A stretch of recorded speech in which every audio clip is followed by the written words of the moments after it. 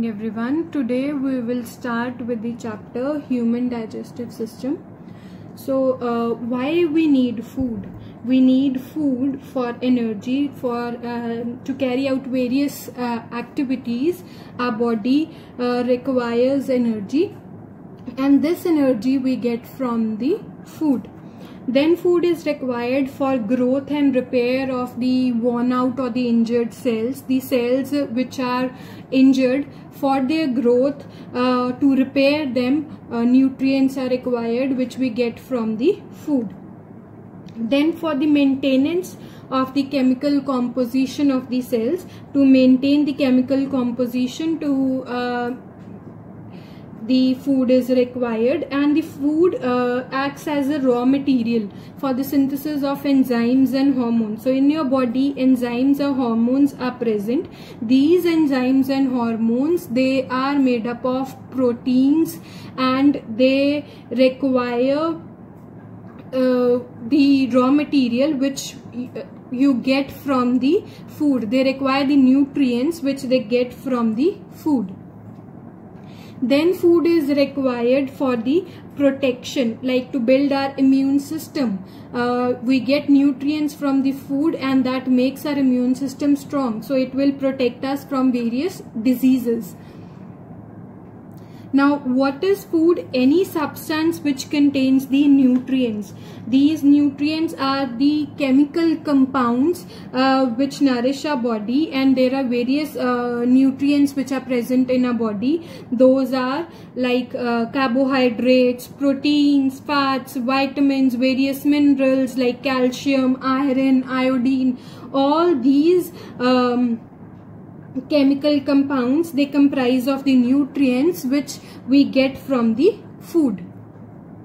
So first we will discuss about carbohydrates. What are carbohydrates? They are the main energy giving nutrients, and they are the compounds of carbon, hydrogen and oxygen. So they are mainly made up of these three, the carbon, hydrogen and oxygen. And these carbohydrates, they are formed by the green plants during photosynthesis. So when the photosynthesis takes place, glucose is formed, food is formed, which is basically a carbohydrate. The main sources of carbohydrates are sugars. Glucose is a sugar. Then cereals, dry fruits, bread, pizza, green vegetables. You have your noodles, jellies, breads, sweets. They all provide you carbohydrates. Next we have fats. Now what are fats? They are the energy rich food. The fats, they are the energy rich food, and they produce more energy than the carbohydrates. The fats, they will produce more energy, and they are the compounds of carbon, hydrogen and oxygen. But in fats, the oxygen content is less in comparison to the carbohydrates. And the fats, they releases around 9.45 kilocalories of energy. Now the sources of fats are butter, ghee, green vegetable oil, animal fats. These all are the sources of fats. Then fish liver oil contains fats. Then we have proteins. Proteins, they are also called the bodybuilding food. So it helps to make a body strong. When the you know that when someone exercises, or the gym instructions, they tell them to have a protein rich diet because they help to build their muscles. Then the proteins which are present in the food, they are composed of carbon, hydrogen, oxygen and nitrogen. And nitrogen which is present, it is the essential element of the proteins. It is the most important element of the proteins. And in some of the proteins, sulfur and phosphorus is also present. So what are proteins made of? The proteins, they are made up of amino acids. So basically amino acids are the building blocks of the proteins. Like the bricks help us to build the building, so in the similar way you have amino acids which act as the building block of the proteins. The sources of proteins you have milk, curd, meat, nuts, pulses. So these are the rich sources of proteins. Then you have vitamins, which are the protective food. There are various types of vitamins which are present.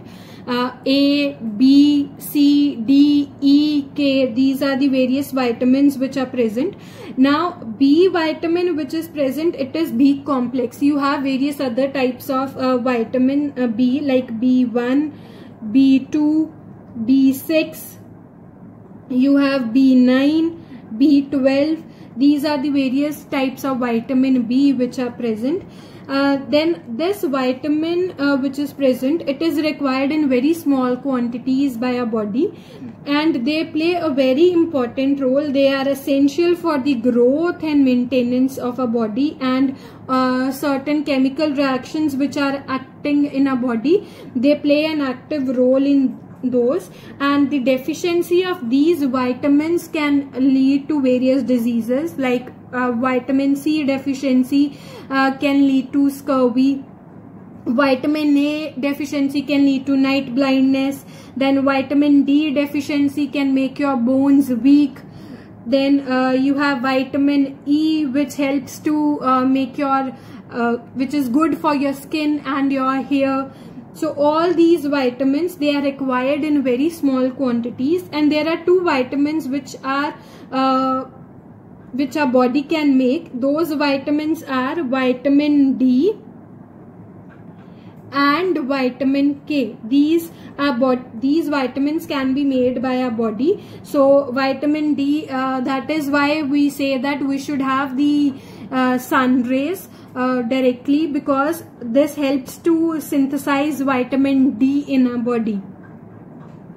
And other vitamins which are present, A, C, D, A, C, E, then these vitamins should be present in our food. Otherwise, our body can become deficient in these vitamins. Then next are the minerals. These are also known as the balancing food. Now there are various types of minerals which are there. The calcium, iron, iodine, sodium, potassium, these all are the minerals, and these minerals which are present, they are required in a small quantity, and they are required for the proper growth. Like deficiency of calcium can make some bones brittle. Then iodine deficiency can lead to thyroid. Iron deficiency, iron is present in our blood. The hemoglobin which is present, that iron pigment is present in our blood. So iron deficiency can lead to anemia. So all these minerals, although they are required in small quantity, but they are required for the proper growth of our body. Then we have the two terms which are used, which are known as the macronutrients and the micronutrients.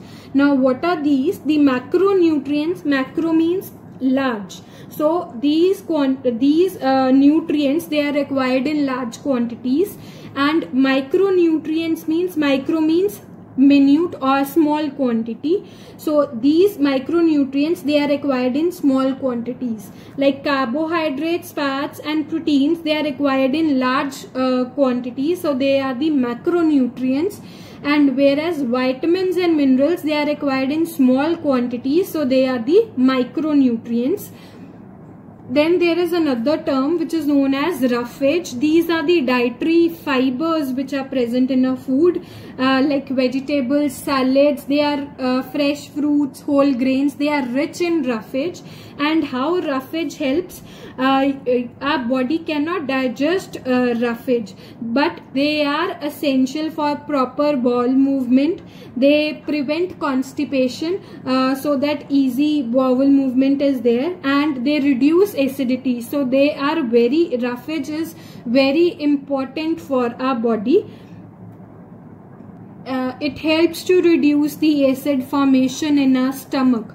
So it is very important, and this question is also important. What is roughage, or why it is required? What is the importance? It is important from the exam point of view. I hope it is clear. Thank you.